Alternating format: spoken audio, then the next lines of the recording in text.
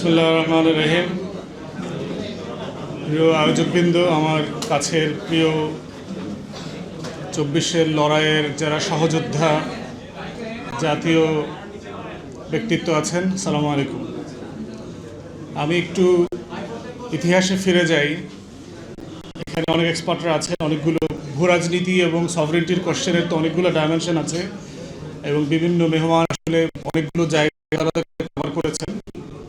আমি আজকের যে আয়োজকরা আছেন ফাহিম মাসরুর ভাইকে আমি অনুরোধ করেছি যে এই আধিপত্যবাদের জায়গা একটু আলাদা দরকার, ভাগ করা দরকার, যে কোথায় আসলে এখানে পানির বিষয় আছে, এখানে আমাদের ফুড সেফটি সিকিউরিটির প্রশ্ন আছে, এনার্জি আছে, ট্রেড আছে, ওয়াটার আছে, বর্ডার কিলিং আছে, অনেকগুলো জায়গা আছে। টোটালিটি মিলিয়ে সিরিজ কনভারসেশন পারহ্যাপস এই প্ল্যাটফর্ম থেকে আয়োজন করা যেতে পারে আর কি। 1900 সাল ইউনাইটেড ফ্রুট ফার্ম নামে একটা কোম্পানি গুয়াতেমালায় গেছে, দক্ষিণ আমেরিকার একটা দেশ। তারা সরকারের কাছে বললো যে তোমাদের প্রচুর জমি আছে, জমিগুলো চাষবাস হচ্ছে না, পড়ে আছে কিন্তু ফার্টাইল, আমরা এখানে কলা প্রডিউস করতে চাই, কলা এখানে চাষ করব, চাষ করে এটা আবার আমেরিকাতে আমরা নিয়ে যাব ব্যবসা করবার জন্য আর কি। এখন গুয়াতেমালার সরকার মনে করেছে হ্যাঁ, হোয়াটস রং উইথ ইট, আমার তো ল্যান্ড ফার্টাইল ইয়েট ব্যারেন পড়ে আছে। তো তারা সেই ইউনাইটেড ফ্রুট ফার্মকে আপনার কলা চাষ করতে অনুমতি দিল। তো তারা প্রচুর ইনভেস্টমেন্ট নিয়ে আসলো, আপনার প্রচুর রেল লাইন কানেক্ট করলো, হাজার হাজার মাইলের রেল লাইন বসিয়ে পোর্টের সাথে, রাজধানীর সাথে, Telegram, central communication, business zone, ফার্মের সাথে তারা কমিউনিকেট করলো। ব্যবসাটা করতে করতে একটা পর্যায়ে 50 বছরের মাথায় দেখা গেল যে এই কোম্পানিটা গুয়াতেমালা নামক দেশের 40% জমির মালিক হয়ে গেছে। একটা দেশের একটা কোম্পানি তার ভূমির 40% মালিকানা হয়ে গেছে তার। তাহলে এখন আপনি চিন্তা করেন সেই দেশটা আসলে এখন কোথায় আছে, এবং হয়ে যাবার পরে সে কি করছে? সে কি শুধু আসলে কলার চাষ করতেছে, না সে আসলে দেশের রাজনীতি, দেশের অর্থনীতি, কে ক্ষমতায় যাবে যাবে না, এগুলোতে নিয়ন্ত্রণ করবার চেষ্টা করছে।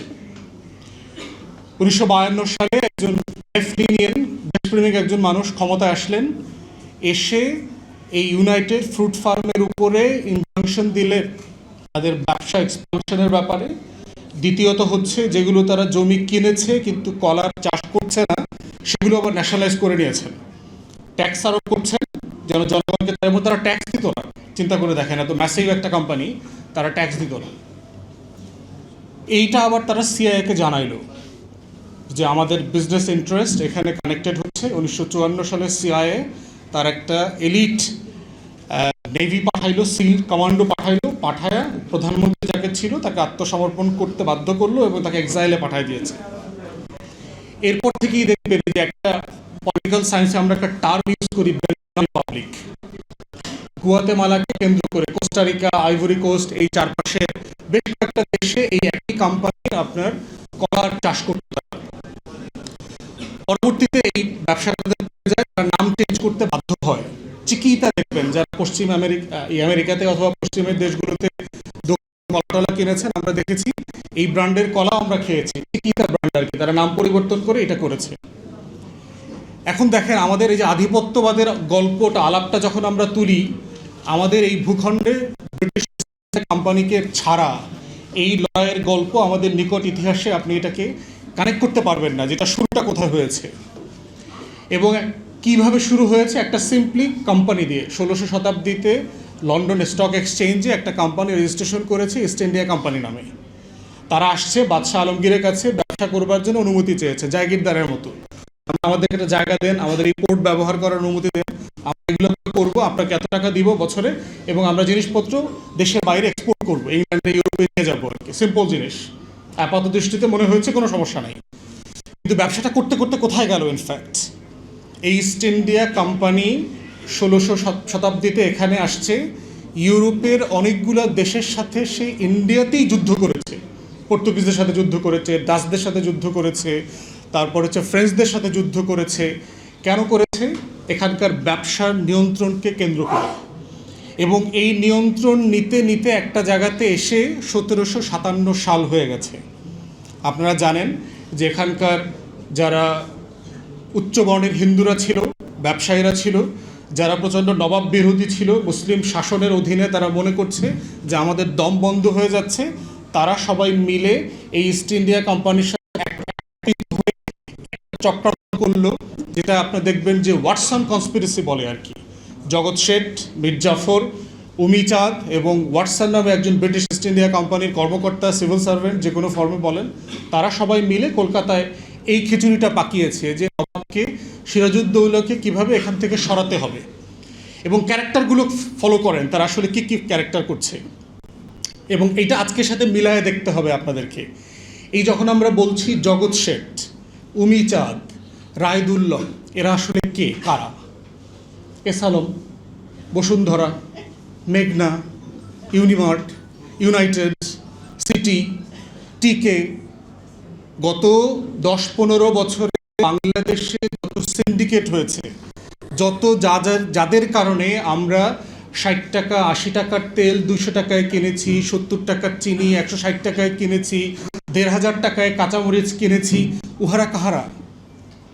অতএব নতুন করে কিছু ঘটছে না। আমরা যারা হিস্ট্রিতে দেখেছি এই এক্স্যাক্টলি সেম জিনিসগুলো নতুন রূপে। ওয়াটসনকে, ওয়াটসন হচ্ছে আমার আমার আমার দাদা, ওপারে থাকে, যেখানে যার দরগায় এখন আমার মাননীয় প্রধানমন্ত্রী বসবাস করছেন। তাহলে আপনি দেখেন বিষয়টা কি। আপনি যদি সিম্পলি ওয়াটসনের জায়গায় দিল্লিকে, মোদিকে, বিজেপিকে রাখেন, আর জগৎ শেঠ, উমিচাঁদ, রায়দুল্লভ, কৃষ্ণপদ চৌধুরীর জায়গায় যদি আজকের এই অলিগার্কদেরকে রাখেন, আপনি দেখবেন একটা নতুন করে 1757 সালের মধ্যেই আসছি। আমাদের 1757 সালটা অনেক লম্বা হয়ে গেছে, অনেক লম্বা, এবং এটা শেষ হচ্ছে না। এবং এই প্রক্রিয়া দেখবেন আপনি এখন মিলায়, আমরা যখন এনার্জি সভরেনিটি নিয়ে কথা বলছি, এনার্জি সিকিউরিটি নিয়ে কথা বলছি, অ্যাট এ টাইম যেখানে বাংলাদেশ সরকার তার হিস্ট্রিতে সবচেয়ে প্রফিটেবল রাষ্ট্রীয় ইনস্টিটিউশন বিপিসিকে প্রাইভেটাইজ করার চিন্তা করছে। তেলের সরবরাহ, গ্যাসের সরবরাহ, কেনা বেচার একটা মার্কেট শেয়ার সে বসুন্ধরাকে দিতে চাচ্ছে, অথবা তার পছন্দের অন্য কোনো কোম্পানিকে দিতে যাচ্ছে। অথচ এটা কিন্তু একটা প্রফিটেবল ইনস্টিটিউশন। অথচ আমাদের প্রায় 80 উপরে কোম্পানি আছে বিসিআইসির অধীনে, তারা দেখবেন হিউজলি মানে লস এন্টারপ্রাইজ। আমাদের বিমান, আমাদের ন্যাশনাল রেলওয়ে যেটা আছে, আমাদের জাতীয় রেলওয়ে, এরকম অসংখ্য কোম্পানি আছে, কিন্তু এগুলোকে প্রাইভেটাইজ করার কথা আলাপ হচ্ছে না কেন? আপনি তেল গ্যাসে ঢুকছেন কেন? কারণ হচ্ছে ন্যাশনাল রেলওয়েটা যদি আমার কোনো শত্রুর কাছেও চলে যায়, সেগুলো আমার সর্বোচ্চ কি ক্ষতি করতে পারবে? আমি যেখানে ঢাকা থেকে চট্টগ্রামে 4 ঘন্টায় যাওয়ার কথা, আমাকে 8 ঘন্টায় নিবে, আমি মারামারি করবো, আমি বুক জ্বালাই দেবো, এই সর্বোচ্চ তো করবো রিয়াকশন। তেল গ্যাস যদি না থাকে মার্কেটে, তাহলে কি হতে পারে? আপনি শুধু এটার কনসিকুয়েন্স একটু চোখ বন্ধ করে চিন্তা করেন যে বাংলাদেশ লিভিং ইন 1600, কোথাও কোনো বিদ্যুৎ নাই, কোথাও কোনো গ্যাস নাই, every company reliant on power has been shut down, কারণ সিটি নাই, কোনো আনএমপ্লয়মেন্ট নাই, সব জায়গা থেকে ছাঁটাই চলছে, ওভারনাইট কোটি কোটি মানুষ বেকার হয়ে গেছে। আবার গার্মেন্টস ইন্ডাস্ট্রি তার যে রিকোয়ার্ড টাইমে পণ্য ডেলিভারি সে করতে পারছে না। এটা চিন্তা করেন হোয়াটস গোনা হ্যাপেন। তো সেরকম একটা প্রফিটেবল এন্টারপ্রাইজ যেটা কোনোদিন সরকারিকরণ করা উচিত না আমাদের মতো জায়গায়, কারণ এইটা পণ্য না যে আমি এটা জিটুজি দিয়ে দিলাম, ব্যাপারটা এরকম না। এটা চাল ডাল অন্য কিনে নিয়ে আসলে 10টা কোম্পানিকে লাইসেন্স দিয়ে দিলাম, এটা মেয়ার কমোডিটিস না, এটা ন্যাশনাল সিকিউরিটি আইটেম, আপনার সার্বভৌমত্বের প্রশ্ন, আপনার অস্তিত্বের প্রশ্ন, এবং সেটা দিচ্ছেন কাকে? এর আগেও তো প্রাইভেট করা হয়েছে, যাদেরকে করেছে পাওয়ার সেক্টর, এনার্জি সেক্টরে, ওরা কি ডেলিভার করেছে? আমরা এলএনজি সিলিন্ডার প্রাইভেটাইজ করেছি, বলা হচ্ছে সরকার নীতিমালা দিয়ে নিয়ন্ত্রণ করবে। আগে করতে পেরেছেন? সরকার তো সিলিন্ডারের প্রাইস ঠিক করে দেয় যে 12 লিটারের এই লম্বা বোতলটা আপনি 1600 টাকায় কিনবেন ধরেন। বাজারে গিয়ে দেখেন তো আপনি সরকারের দামে কিনতে পারেন কিনা, না আপনাকে 200 টাকা, 250 টাকা, 300 টাকা বেশি দিতে হয় কিনা, তারপর সেটা অ্যাভেলেবল না। আমরা তো প্রাইভেটাইজ করেছি আমাদের বিদ্যুৎকে। কুইক রেন্টালের নামে কি হয়েছে? সরকার বলেছে যে আমাদের প্রায় 30,000 মেগাওয়াট নাকি পাওয়ার ক্যাপাসিটি আছে, 4,000 4,500 ক্যাপটিভ পাওয়ার প্ল্যান্ট বাদ দিলে আমার তো 25,000 মেগাওয়াট প্রোডাকশন ক্যাপাসিটি থাকার কথা। তাহলে আমার সামারে কেন ঘাটতি হচ্ছে? কেন আমার এটা 14,000 13,000 মেগাওয়াটের উপরে উঠছে না? তাহলে আমার পুরো গ্রামীণ এলাকা যে অন্ধকার হয়ে গেছে কেন যাচ্ছে? তাহলে প্রাইভেটাইজ করলাম, তো করার পরে কী লাভ হয়েছে? এই বসুন্ধরাকে তো আওয়ামী লীগের আমলে 16 সালে বিটুমিন প্রডিউস করবার জন্য লাইসেন্স দেওয়া হয়েছিল। তার বাই প্রোডাক্ট হিসেবে ডিজেল এবং ফার্নেস অয়েল সে প্রডিউস করে মার্কেটে কেনাবেচা করার অনুমতি সে নিয়ে নিয়েছে। তারপরে কি হয়েছে? একই প্রোডাক্ট যারা আনতেন, বাংলাদেশে ইম্পোর্ট করতেন, টোটাল মার্কেটে মনোপলি এস্টাবলিশ করে সে সবাইকে ওয়াইপড আউট করে দিয়েছে। তাহলে আপনি ট্যারিফ কন্ট্রোল করতে পারছেন না, প্রাইস কন্ট্রোল করতে পারছেন না, মার্কেটে কম্পিটিশন ধরে রাখতে পারছেন না, আমার সিকিউরিটি মেনটেন করতে পারছেন না, আপনার নীতিমালা আপনি বাস্তবায়ন করতে পারছেন না। তাহলে আপনি সব জায়গাতে ফেল করবার পরে মনে করছেন যে বাংলাদেশে যদি আবার তেল গ্যাসটা আমি প্রাইভেট করে দিই আংশিক, এটা আপনি ম্যানেজ করতে পারবেন। কিসের ভিত্তিতে বললেন? তো এক্স্যাক্টলি ওই যে জগৎ শেঠ, উমিচাঁদ, রায়দুল্লভরা মিলে যেভাবে পুরো ব্যাংকিং ইন্ডাস্ট্রি কলকাতার, আপনার লর্ড ক্লাইভ ব্রিটিশ ভাইসরয় ছিল, যার নেতৃত্বে এই যুদ্ধ হয়েছে, তিনি যখন লন্ডনে ফিরে যান যুদ্ধের পরে 2টা জাহাজ ভরে শুধু গোল্ড নিয়ে গেছেন। একটা চোরের জাতি চিন্তা করেন, একটা ব্রিটিশরা একটা highly profitable thieves, nation of thieves and burglars, ওই সময়টার কথা বলছি। এত বড় চোর লর্ড ক্লাইভ, যে চোরেরা মিলে সংসদে আলোচনা করতেছে লর্ড ক্লাইভ এটা কী করলো, জাতির সম্মান, ইজ্জত, মর্যাদা সব নষ্ট করে দিচ্ছে। তার বিরুদ্ধে ব্রিটিশ পার্লামেন্টে ইনভেস্টিগেশন হয়েছে, ইনকোয়ারি হয়েছে, তার শাস্তি হয়েছে, তাকে পিআরএস দেওয়া হয় নাই, পরে সে স্কটল্যান্ড আয়ারল্যান্ড ওখানে গিয়ে পিআর হয়েছে, আত্মহত্যা করতে হয়েছে ডিসগ্রেসের কারণে, অপমানের কারণে। সে মনে করলো আমি ব্রিটিশ জাতিকে, ব্রিটিশ কুইনকে এত কিছু আয়না দিলাম, আমার বিরুদ্ধে আবার এই অপমানজনক ইনভেস্টিগেশন। তাহলে আপনি চিন্তা করে দেখেন কি পরিমাণ রিসোর্স সে বাংলা থেকে নিয়ে গেছে, চুরি করে নিয়ে গেছে। এখন সেই লর্ড ক্লাইভের গোল্ড ভরে জাহাজে নিয়ে যাওয়াটাকে এসালমের একটা ব্যাংক থেকে, ইসলামী ব্যাংক থেকে 94,000 কোটি টাকা নিয়ে যাওয়ার ব্যাপারটা ভাবেন তো। সাইপ্রাসে 30-35 হাজার কোটি টাকা নিয়ে যাওয়ার ব্যাপারটা ভাবেন তো। সাইফুজ্জামান চৌধুরীর 300-র উপরে লন্ডনে বাড়ি থাকার বিষয়টা ভাবেন তো। যে এই যে একটা লর্ড ক্লাইভ বসে আছে আমাদের জায়গায়, প্রতিদিন টকশোতে এসে দেখি কথা বলতেছে বড় বড় ব্যবসায়ীরা, দালালরা, এবং তারা দেখলে অলমোস্ট সবাই চোর, তাদের সবার কোনো না কোনো স্বার্থ আছে। এক চোরের বক্তব্য শুনতেছি একটা গবেষণা প্রতিষ্ঠানে, একটা অ্যাসোসিয়েশনের প্রেসিডেন্ট, তার ব্যাপারে দেখলাম সেও নাকি 1,000 কোটি টাকা লুটপাট করে বাড়ি করছে লন্ডনে কয়েকটা। এবং তারা আমাদেরকে প্রতিদিন নসিহত করে, তারাই হচ্ছে আমাদের হুজুর, প্রতিদিন আমাদেরকে ওয়াজ মাহফিল শোনায় রাষ্ট্রের। তাহলে আজকে যখন আমরা কাঠামোগতভাবে আধিপত্যবাদের কথা বলছি, আমাদেরকে, আমার জাতিকে, আমার তরুণদেরকে মাথায় রাখতে হবে যে ইতিহাসের কোন পরিক্রমায় আমি ব্রিটিশ ইস্ট ইন্ডিয়ার কোম্পানির কাছে পরাভূত হয়েছিলাম, সেই জায়গাটা মাথায় রাখা। এবং হিস্টোরিক্যাল জমিনদারি সিস্টেমটা দেখেন যে কেন সেই লড়াইটা অনিবার্য হয়ে গিয়েছিল। 1793 সালে যখন পার্মানেন্ট সেটেলমেন্ট করলো, জমিদারি প্রথা চালু করলো, পার্মানেন্ট সেটেলমেন্টের মধ্য দিয়ে আমার টোটাল কৃষক সমাজ, যাদের ন্যূনতম একটা মালিকানা ছিল, তারা ওভারনাইট গরিব হয়ে গেল, শূন্য হয়ে গেল। আগের দিনের মালিকানার প্রশ্ন ছিল যিনি চাষ করেন তিনি জমির মালিক, ছিল প্রিন্সিপাল। সেটা আপনি পুরো জায়গিরদারি, তালুকদারি সিস্টেমে দিয়ে দিলেন। তাহলে কি হইল? সেকেন্ড টিয়ারে আরেকটা ব্রিটিশরা তৈরি করলো, সেটা হচ্ছে উচ্চ বর্ণের হিন্দু জমিদার ক্লাস। তাহলে বাঙালি মুসলমান, বঙ্গীয় মুসলমান এবং বঙ্গীয় নিম্নবর্ণের হিন্দুরা 2 টিয়ার কলোনাইজেশনের মধ্যে পড়লাম, আধিপত্যবাদের মধ্যে পড়লাম, যে কারণে তারা সবাই মিলে কিন্তু পাকিস্তান রাষ্ট্রের জন্য লড়াই করেছিল। এই যে হিস্ট্রিকে আমাকে ভুলিয়ে দেওয়া হচ্ছে, আমাকে একটা রাষ্ট্রের ফ্রেমিংকে একটা রং কনটেক্সটে পড়তে বাধ্য করা হচ্ছে, এই ফ্রেমিংটা হচ্ছে বয়ানের পলিটিক্স। এবং সেখান থেকে এখন আলোচনা করা, বোঝার বিষয় হচ্ছে যে ইন্ডিয়ান হেজিমনির সবচেয়ে মোটা যে বয়ানের রাজনীতিটা তারা আমাদের উপর চাপিয়ে দিয়েছে, কলকাতা কেন্দ্রিক, বলিউড কেন্দ্রিক, এবং সেইটা হচ্ছে আমাদের এখন সবচেয়ে বড় চ্যালেঞ্জের জায়গা। শেষ করে ফেলবো, দেখেন জুলাইকে নিয়ে দেখেন কি কি বয়ান তৈরি করছে প্রতিদিন।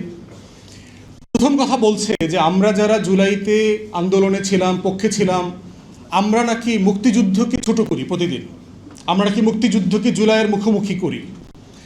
যখন আপনি কাউন্টার চ্যালেঞ্জ করবেন এই দালাল গোষ্ঠীকে, তখন দেখবেন ভাই কে করছে, একটু বলতো, একটা এক্সাম্পল দেন তো। বিএনপি কে করছে, জামাতের কে করছে, এনসিপির কে করছে, আমরা কে করছি? আমাদের পক্ষের বুদ্ধিজীবীরা কে এই কাজটা করছে বলেন তো দু একটা এক্সাম্পল। তখন বলে যে হ্যাঁ ওই যে লম্বা চুলল একটা ছেলে রাকসুতে, এই তো দেখি এর মুখের ভাষা ভালো না, ওসমান হাদি কী সব বলে টলে ছিঁড়ে টিড়ে ফেলবে টেলবে। তা আমি বললাম এটা এটা তো হইল না, তো উত্তর মিলল না। তো আপনি বলছেন যে জুলাইকে আমরা স্বাধীনতা যুদ্ধের মুখোমুখি করছি, কিভাবে করলাম, কোথায় করলাম? আমি যখন বয়ানের পলিটিক্সকে চ্যালেঞ্জ করতেছি, আমি যখন ন্যারেটিভকে চ্যালেঞ্জ করতেছি, যেটা আরোপিত, যেটা অসত্য, যেটা ফ্যাকচুয়ালি অন্যভাবে আমার ব্যাখ্যা করবার সুযোগ আছে, আমার মুক্তির লড়াইকে শ্রদ্ধা করেই সেটাকে আপনি বলছেন যে আমরা মুখোমুখি করছি। দ্বিতীয়ত দেখবেন একটা বয়ান তারা বারবার বলবার চেষ্টা করছে, আমাদেরকে চাপিয়ে দেওয়ার চেষ্টা করছে এবং মুখোমুখি করে, সেটা হচ্ছে কী লাভ হইল, কী লাভ হইল থিওরি দেখবেন। এবং দেখেন কী লাভ হওয়ার মধ্য দিয়ে তারা বলে যে আগে তো রাস্তাঘাটে ট্রাফিক জ্যাম তো আগের মতোই আছে, জিনিসপত্রের দাম তো আগের মতোই আছে, তাহলে এস আলম চুরি করলে দোষ, তো বাকিরা কি চুরি করতেছে না? আমলাতন্ত্রে দুর্নীতি কি বন্ধ হয়েছে? গুম খুনের বিচার কি শেষ হয়েছে? দেখবেন যত নাগরিক সমস্যা আছে সেগুলো সবগুলোকে টেনে তুলে ধরবে, বলবে যে হাসিনাকে সরায় লাভটা কী হয়েছে। আপনি আর্গুমেন্টটা দেখেন। তাহলে এই যে পার্সা এলিমেন্ট আসতেছে না বাংলাদেশে, দেখছেন না গত কয়েকদিনে অনলাইনে এই যে পার্সা ফেনোমেনা, কী লাভ হলো? আমরা তো জুলাইয়ের পক্ষে ছিলাম, মানে আমার আত্মীয় স্বজন, আমার বন্ধুবান্ধব, বাবা মা আওয়ামী লীগ করছে, গুম খুনের সাথে জড়িত ছিল, লেফটেন্যান্ট জেনারেল ছিল, কিন্তু জুলাই করলাম মানে তো এগুলোর বিচার করতে হবে কেন? তাহলে আপনি দেখেন যে ন্যারেটিভকে দিয়ে ঠিক করা হচ্ছে আপনি কার জন্য কাঁদবেন, কাকে স্মরণ করবেন, কাকে ভুলে যাবেন, কার জন্য লড়াই করবেন, কার জন্য লড়াই করে আবার অপমানিত বোধ করবেন, রিগ্রেট করবেন, এইটা তারা ঠিক করে দিচ্ছে। এটার একটা বড় ফেনোমেনাল এক্সাম্পল হচ্ছে জুলাই স্মৃতি জাদুঘর। দেখেন, যেটা সব দল ক্রস পার্টি একমত হয়েছে প্রথম অধিবেশনে, যেটা র্যাটিফাই করবে অ্যাজ ইট ইজ অর্ডিন্যান্সের মতো করে, সেটা বিএনপি লাস্ট মোমেন্টে এসে 4টা সংসদের দিনে এটাকে প্রথমে অ্যাবিউজ করলো এই অ্যাগ্রিমেন্টের ব্যাপারে। দ্বিতীয়ত দেখেন, তারা জুলাই স্মৃতি জাদুঘরে কোনো কার্যক্রম চালু রাখবার ব্যবস্থা করে নাই গত 6 মাসে। জুলাই স্মৃতি জাদুঘরে কোনো স্টাফ, কর্মকর্তা, কর্মচারী কাউকে অ্যাপয়েন্ট করে নাই গত 6 মাসে। যারা আছেন তারা কেউ বেতন পাচ্ছেন না গত 4। একই রকমভাবে জুলাই শহীদ স্মৃতি ফাউন্ডেশন গত 6 মাস থেকে কেউ বেতন পাচ্ছেন না।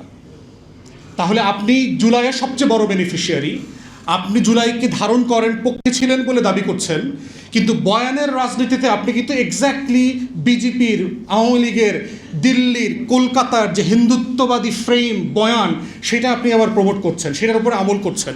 আপনি ফেলানির যেই স্কাল্পচার ছিল সেটা সরিয়ে ফেলেছেন, তারপরে ইন্ডিয়ান হেজিমনি কাটাতারের যে সেকশন ছিল সেটা সরিয়ে ফেলেছেন। কেন? তাহলে এই যে কন্ট্রাডিকশন, এইটা প্রমাণ করছে যে বয়ানের রাজনীতিতে যে কালচারাল হেজিমনির জায়গাটা ছিল, এই জায়গাটা রয়ে গেছে। এবং আমরা যাকে গণ অভ্যুত্থানের শক্তি এবং দল বলছি, তারা এই জায়গাটা বুঝতে পারছে না, অথবা বুঝেও তাদের ভিতরে যে হীনমন্যতা কাজ করছে, সংস্কৃত মন্ত্রীর, প্রতিমন্ত্রী এবং মন্ত্রণালয়ের, মুক্তিযোদ্ধা মন্ত্রণালয়ের, তাদের যে হীনমন্যতা কাজ করছে জুলাইকে ধারণ করবার জন্য, সেই জায়গাতে মনে হচ্ছে এই যে আধিপত্যবাদের যে হেজিমনি, সেটা চলমান আছে। আজকের এই ফোরাম থেকে আমরা আহ্বান করছি আমাদের তরুণদেরকে, আমাদের দেশবাসীকে, এইটার ইতিহাসের যে পরম্পরায় আমাদের পরাধীনতা কিভাবে এসেছিল এটা বোঝা যেমন জরুরি, আজকে কারা কারা ইতিহাসের সেই দায় এখন পর্যন্ত কন্টিনিউ করছেন, হেজিমনি কন্টিনিউ করছেন, শুধুমাত্র নাম বদলে, ফিগার বদলে, প্রতিষ্ঠান ভিন্ন নামে, কিন্তু আমাদের লড়াই কিন্তু একই লড়াই। যেই লড়াইতে 190 বছর ধরে আমাদের পূর্বপুরুষরা লড়াই করেছেন, যেই লড়াই আমরা যুগের পর যুগ, দশকের পর দশক ধরে আমরা রাষ্ট্র বানানোর জন্য করেছি, স্বাধীনতার জন্য করেছি, মুক্তির জন্য করেছি, প্রত্যেকটা লড়াইয়ের মেসেজ হচ্ছে ওই আমার অধিকারের লড়াইটা কন্টিনিউ করতে হবে। স্বাধীন থাকার একমাত্র শর্ত হচ্ছে শত্রুর বিরুদ্ধে লড়াই চলমান রাখা। যদি আপনি স্বাধীন থাকতে চান, এটাই করতে হবে। যদি মেনে নেন যা হচ্ছে সব ঠিক আছে, ঠিক আছে, আপনার সমস্যা নাই, আবার পরাধীনতার শৃঙ্খল আপনাদের গায়ে হাতে পড়বে, সেটা দেখবেন, দাসত্বের জীবনযাপন করবেন, অপমানিত বোধ করবেন এবং অন্য দেশের তাবেদারি করবেন। এটা ইস এ চয়েস। আমরা 24-এ বেছে নিয়েছি, আমরা লড়াই করব, জীবন দেব, রক্ত দেব, কিন্তু স্বাধীনতা, আজাদির প্রশ্নে কম্প্রোমাইজ আমরা করব না। সবাইকে ধন্যবাদ।